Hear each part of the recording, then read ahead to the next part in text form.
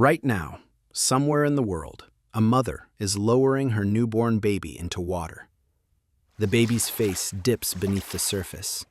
And instead of panicking, instead of inhaling water, instead of drowning, the baby simply closes its throat, holds its breath, and opens its eyes underwater like it's done this 1,000 times before. You could never do that. Not without training, not without years of practice. So why can a creature who has been alive for less than a week do something that would kill most adults if they tried it unprepared? The answer isn't magic. It isn't even really about babies. It's about something far older than babies, far older than humans, and far older than land itself. It's called the mammalian dive reflex. And it's one of the strangest, oldest pieces of biological code still running inside your body right now, even though you've probably never noticed it. Here's what actually happens. The moment cold water touches a baby's face, a sequence of automatic reactions fires off in a fixed order, like dominoes falling. First, the baby's heart rate drops dramatically, sometimes by as much as half. Second, blood gets redirected away from the limbs and pulled inward, toward the heart, lungs, and brain, the organs that matter most for survival. Third, and most strikingly, the baby's airway seals itself shut. Not through conscious effort, not through learning, through pure, ancient reflex. Physiologist Per Scholander first documented this reflex in detail in the 1960s, studying it in seals and whales, animals that spend much of their lives diving deep underwater on a single breath.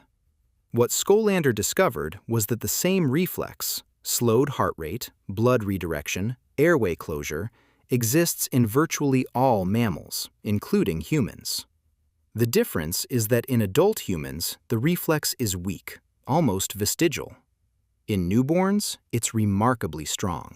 So why would a human baby, born on dry land, carry a survival mechanism built for diving?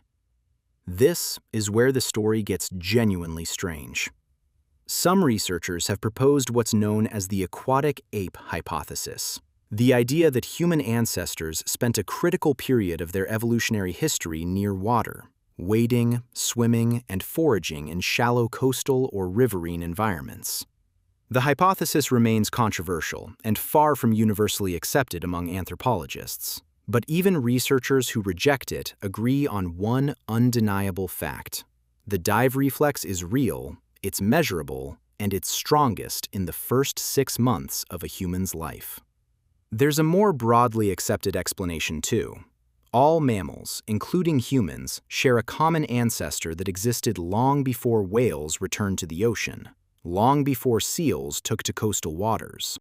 That ancestor likely possessed some basic version of this oxygen-conserving reflex, useful anytime an animal's face hits cold water unexpectedly, whether escaping a predator, falling into a stream, or being born, quite literally, into a fluid environment.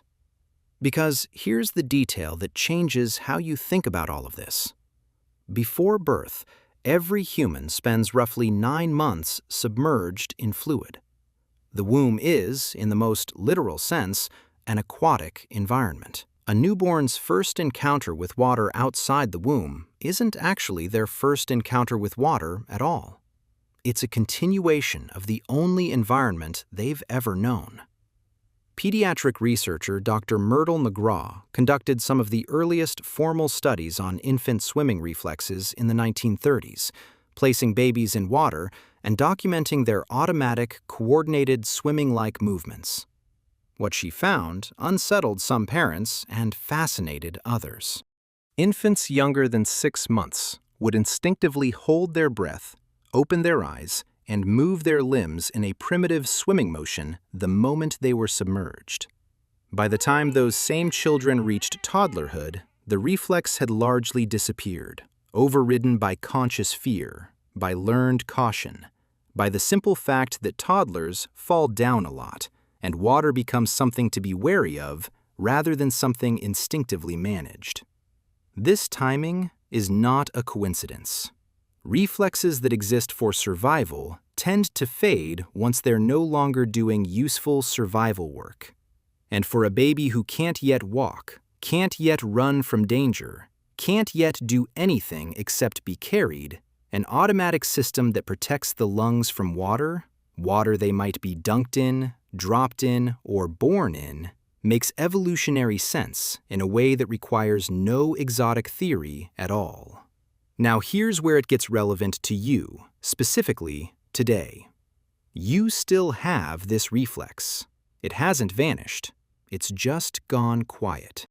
If you've ever jumped into cold water and felt your breath catch involuntarily, felt your heart seem to skip or slow for a moment, that's the same ancient circuitry, still wired into your nervous system, still firing, just far weaker than it was the day you were born. Researchers studying freedivers, people who train to hold their breath and dive to extraordinary depths without oxygen tanks, have found that with practice, adults can partially reawaken this dormant reflex.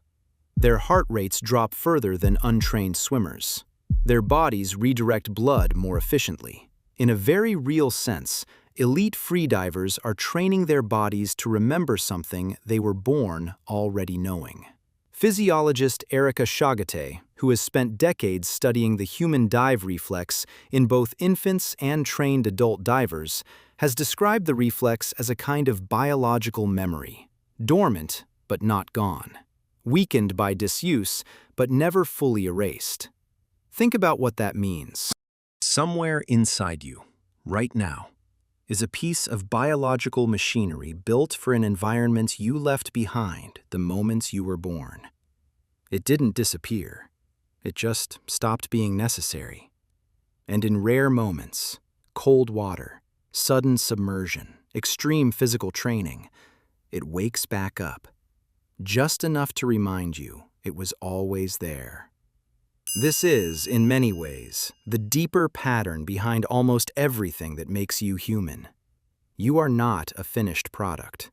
You are a layered accumulation of survival strategies built up over hundreds of millions of years, most of them dormant, most of them invisible, most of them only surfacing in the rare moments when the right conditions trigger them.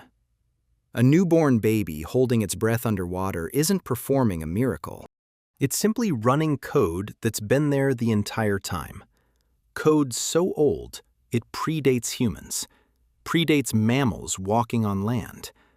Code that connects you, right now, reading this, to a lineage of creatures who once had to know, instinctively and immediately, how to survive a world made of water. You don't remember writing that code. You didn't choose it. But it's still there, quiet and patient, somewhere underneath everything you think you know about yourself. And the next time you see a baby disappear beneath the surface of a pool, calm, unbothered, eyes wide open, you'll know exactly what you're watching. Not a trick, not an accident, a memory. Older than language, older than land, still alive in every single one of us.